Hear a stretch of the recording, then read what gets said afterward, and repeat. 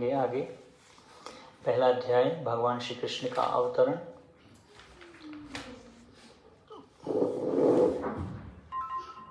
तो हम जानते हैं कि कैसे जो वसुदेव देवकी का विवाह होता है और कंस अपनी बहन को रथ पे खींच के ला रहा है। तुरंत आकाशवाणी होती है कि कैसे देवकी का जो 8वां पुत्र है वो आपके मृत्यु का कारण बनेगा। और तुरंत पूरा का पूरा जो सीन है बदल जाता है। वही कंस जो अपनी बहन देवकी को रथ पे खींच के ला रहा था वो तुरंत अपनी तलवार निकालता और देवकी के गले पे रख देता है यहाँ पे। और वसुदेव जी जो हैं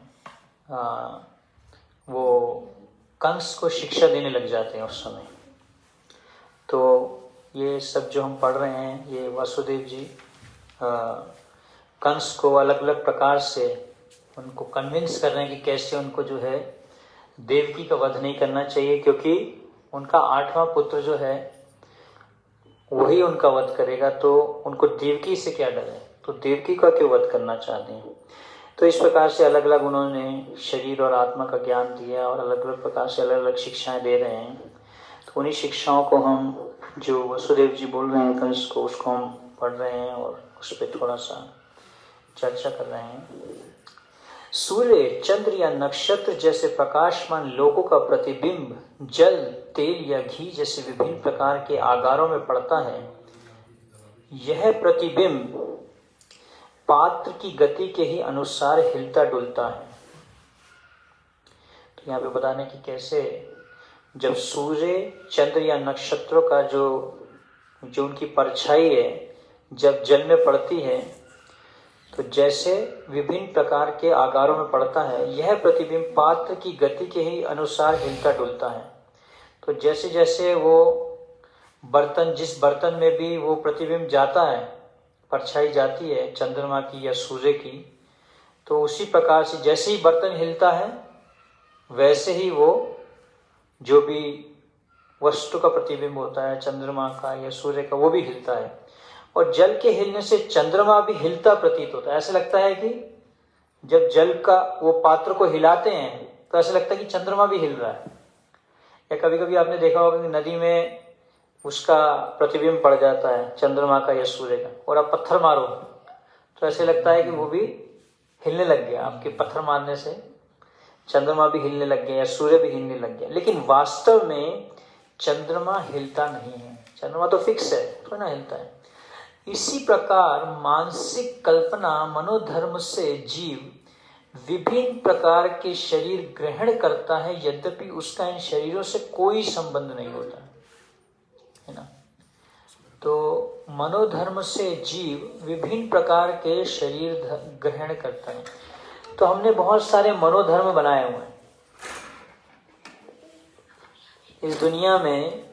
लोगों ने जो है बहुत सारे मनोधर्म बनाए हुए हैं, जो भी मन में आता है उसका एक धर्म बना लेते हैं। तो प्रभुपाद जी बता रहे हैं इन्हीं मनोधर्मों के कारण हमें अब मनोधर्म से नहीं चलना चाहिए। किससे चलना चाहिए? शास्त्र से चलना चाहिए, जबकि वैष्णवों के द्वारा चलना चाहिए। क्योंकि शास्त्रों का सार कहाँ है? धर्मस्य तत्वम निहितम गुहायम महाजनो येन गतः स पंथः।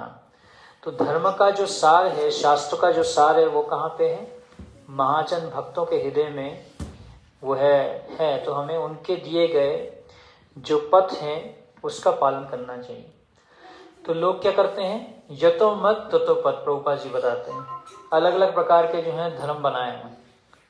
और वो अंधा यतेना, भागवतम में बताया गया कैसे अंधा यतेना उपगीयमाना।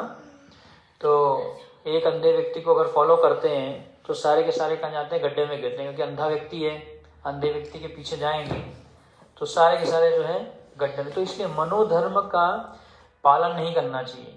तो मन हमारा जो है अलग अलग प्रकार की कल्पनाएं देता है। मानसिक कल्पना मनोधर्म से जीव विभिन्न प्रकार के शरीर ग्रहण करता है, यद्यपि उसका इन शरीरों से कोई संबंध नहीं होता। तो हमें नए नए शरीर क्यों मिलते हैं? एक शरीर छूटा, दूसरा शरीर मिला, दूसरा शरीर छूटा, तो जन्म पुनरअपि जननम पुनरअपि मरणम, तो एक शरीर के बाद दूसरे शरीर में जाते रहते हैं। तो यद्यपि इन शरीरों से उसका कोई संबंध नहीं होता,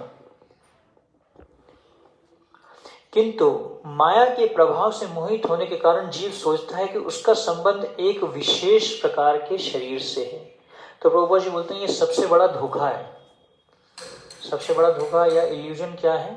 कि टू बी इल्यूजन, है ना। 4 जो प्रकार के दोष, तो उसमें से एक आता है हम जो है, हमारी जो इंद्रियां हैं उनके कारण हम अलग अलग प्रकार से धोखा खाते हैं। जैसे कि प्रभुपाद जी एग्जाम्पल देते हैं, हम सपोज गाड़ी में जा रहे हैं, गाड़ी में जा रहे हैं और सामने लगता है, दूर में क्या लगता है? पानी है, लेकिन पानी नहीं होता, वो लगता है ऐसा पानी।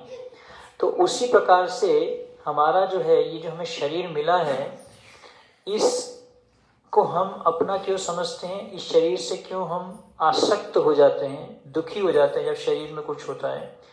तो शारीरिक जो संबंध होते हैं, जैसे अर्जुन भी जो है शारीरिक संबंधों के कारण जो है अपने धर्म का पालन नहीं कर पा रहे थे, वो भी परेशान थे, दुखी थे, क्योंकि उनका जो भीष्म और द्रोण के प्रति जो शारीरिक संबंध था वो उसके बीच में आ रहा था। किंतु माया के प्रभाव से मोहित होने के कारण जीव यह सोचता है कि उसका संबंध एक विशेष प्रकार के शरीर से है। बद्ध जीवों की यही जीवन शैली है, तो इसको कहते हैं बद्ध जीव, कंडीशनड सोल, जो कि बद्ध हो चुका है इस शरीर से। मान लो कि कोई जीव इस समय मनुष्य शरीर को प्राप्त करता है, वह सोचता है कि वह किसी मानव समुदाय या किसी विशेष देश या विशिष्ट स्थान से संबंधित है ना। सपोज आपका जन्म जो है उड़ीसा में हुआ, तो आप बोलोगे मैं तो उड़ीसा का हूँ, है ना। प्रभुपाद जी बोलते हैं जिसका जन्म अमेरिका में बोलता मैं अमेरिका का हूँ, जिसका जन्म जापान में हुआ बोलता मैं जापान का हूँ, जिसका जन्म एमपी में हुआ वो सोचता मैं एमपी का हूँ। तो इसको क्या कहते हैं? मिथ्या अहंकार। इस शरीर के कारण हम ऐसा सोचते हैं कि हम यहाँ के हैं, लेकिन हम कहाँ के हैं? हम तो भगवान के हैं, है ना। जो राम का नहीं वो किसी काम का नहीं, बोलते हैं ना ऐसा। तो इसलिए सभी जो है वो भगवान के ही हैं, भगवान के ही दास हैं। हम आत्मा हैं, हम ये शरीर नहीं है, लेकिन हम इस शरीर में होने के कारण तो हम इसका विशेष स्थान से संबंध स्थापित कर लेते हैं कि मैं तो यहाँ का हूँ, है ना। सपोज आपको कोई जो है यहाँ से आप बाहर कभी गए घूमने और वहाँ जाके जो है आपको कोई झारखंड का व्यक्ति मिल गया, वो बोले मैं तो झारखंड का भक्त। अच्छा आप झारखंड, मैं भी झारखंड, तुरंत दोस्ती हो जाएगी। तो इसको कहते हैं फॉल्स ईगो।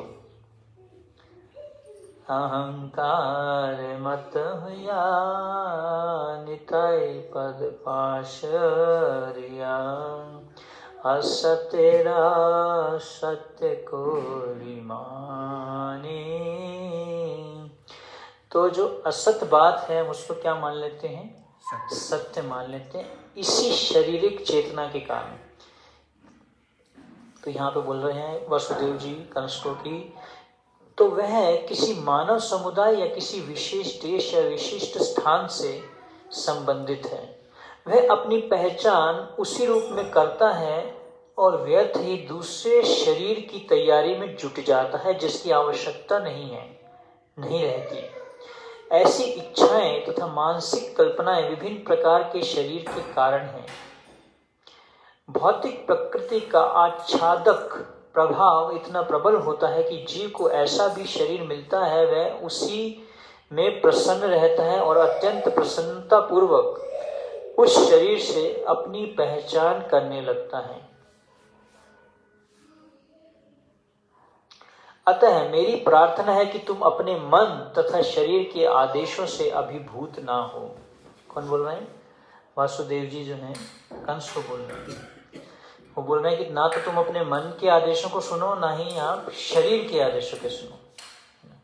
मन हमें आदेश देता है, मन को चैटर बॉक्स बोला जाता है। मंगल आरती में मत उठो, सोते रहो, उठने का टाइम नहीं है अभी, प्रभु जी तो कुछ नहीं बोलेंगे। तो मन आदेश देता है, तो हम मन के आदेशों को सुनते रहते हैं, सुबह रजाई नहीं छोड़ते, मंगल आरती नहीं आती। तो क्या बोल रहे हैं, मेरी प्रार्थना है कि तुम अपने मन तथा शरीर के आदेशों से अभिभूत ना हो। ऐसा वसुदेव जी किसको बोल रहे हैं? कंस को बोल रहे हैं। मन में आ गया, उसने मन में आ गया, तलवार लगा दी यहाँ पे, देवकी के यहाँ पे तलवार लगा, उसके मन में आ गई बात। अब वो उसके मन को जो है समझाना चाह रहे हैं शास्त्रों के अनुसार कि तुम अपने मन के आदेशों को मत सुनो। तो मन हमें अलग अलग प्रकार से जो है बातें बोलता है,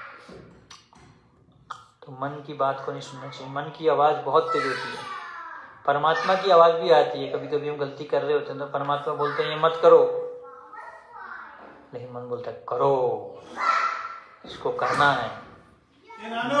अलग अलग प्रकार से जो है मन हमें आदेश देता रहता है, तो हम मन के आदेशों को सुनते हैं। और मनोरथीन अस्ति धावतो भई, मन के रथ पे सवार होके हम जो हैं चलते हैं।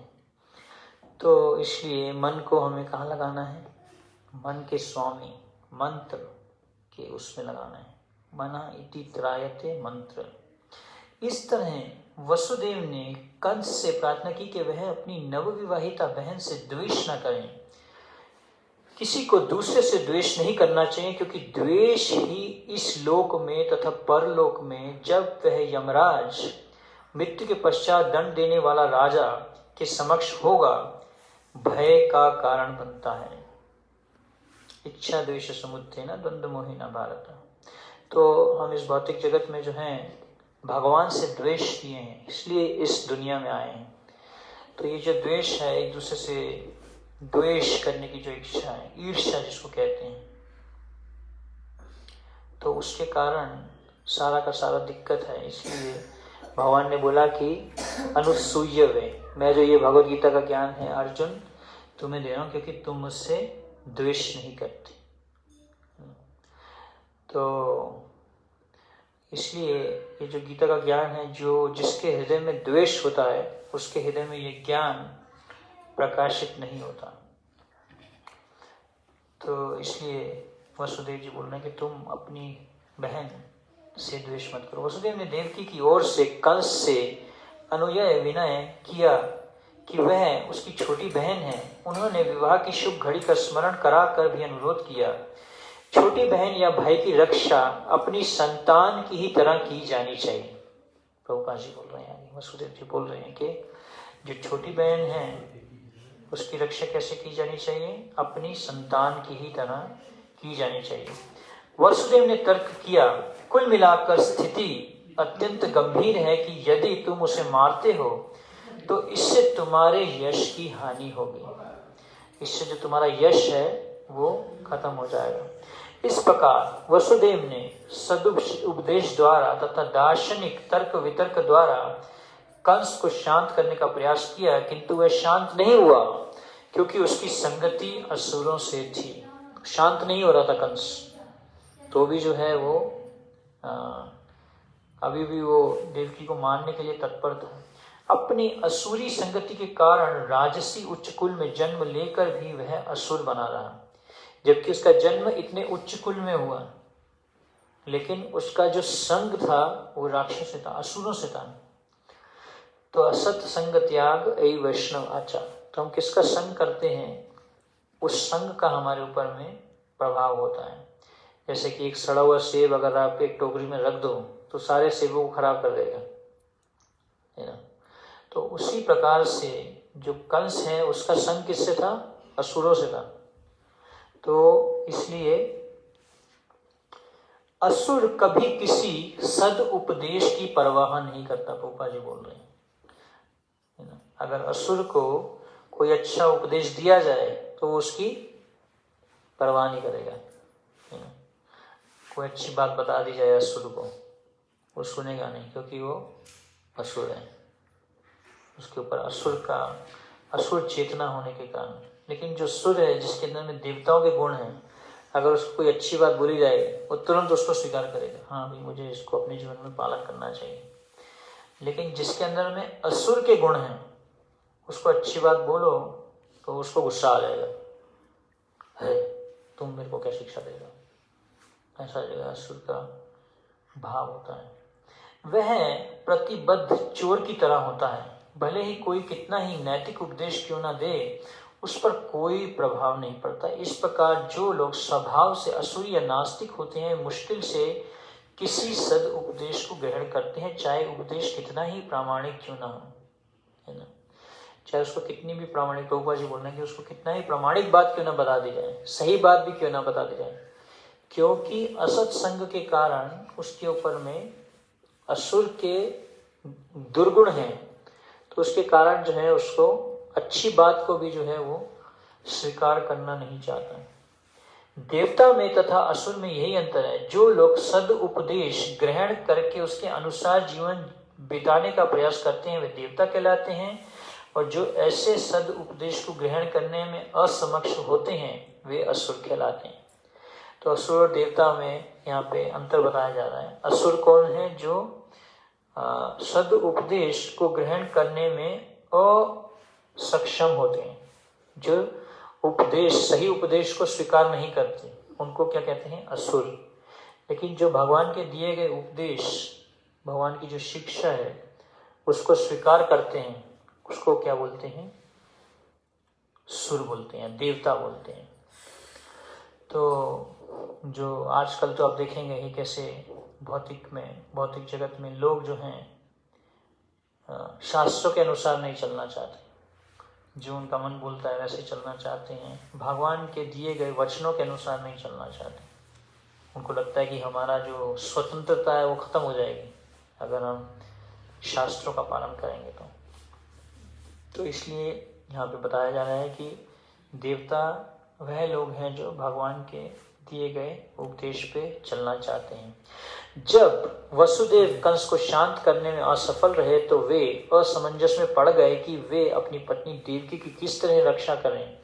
संकट आसन होने पर बुद्धिमान व्यक्ति को चाहिए कि यथासंभव इस संकट स्थिति से बचने का प्रयास करे, किंतु यदि सारी बुद्धि लगाने पर भी वह विकट स्थिति को टालने में असफल रहे तो यह उसका दोष नहीं है। मनुष्य को चाहिए कि जहां तक हो सके अपना कर्तव्य निभाए, किंतु यदि उसका प्रयास विफल रहे तो इसमें उसका दोष नहीं है। तो उन्होंने प्रयास किया कंस को शांत करने का। तो यहाँ पे प्रभुपाद जी बता रहे हैं कि अगर संकट में स्थिति है तो उससे बचने का प्रयास करना चाहिए बुद्धि लगा के, लेकिन नहीं उसमें से बच पा रहे तो ये तो फिर इसमें कुछ नहीं कर सकते। वसुदेव अपनी पत्नी के विषय में इस तरह सोचने लगे, इस समय तो मैं देवकी के प्राणों की रक्षा करूंगा, तत्पश्चात यदि हमारी संतानें हुई तो उन्हें बचाने का उपाय सोचूंगा। अभी तो मुझे पहले क्या करना चाहिए? देवकी की रक्षा करनी चाहिए, संतानों की रक्षा तो बाद की बात है।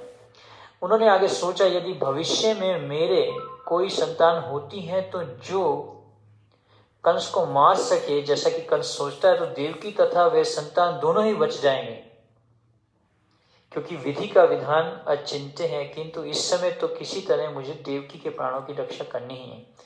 तो बोल रहे कि कैसे, बाद में क्या सोच रहे थे, अगर देवकी का पुत्र इनको मारेगा ही, जब ऐसी भविष्यवाणी हो ही चुकी है तो फिर मुझे डरने की क्या जरूरत है। तो पहले तो मुझे देवकी को बचा लूँ, वो तो जो उनकी संतान होगी वैसी जो है कंस को मार देगी।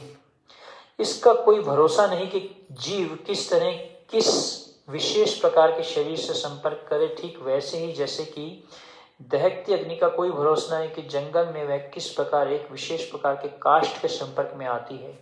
जब जंगल में दावाग्नि लगती है तो यह देखा जाता है कि दहकती अग्नि वायु के प्रभाव से एक वृक्ष को फलांग कर दूसरे की चपेट में ले लेती है। इसी तरह जीव अपने कर्तव्यों का पालन करने में चाहे कितना ही सतर्क क्यों ना हो, तो भी उसके लिए यह जान पाना अत्यंत कठिन होता है कि अगले जीवन में उसे कैसा शरीर प्राप्त होने वाला है।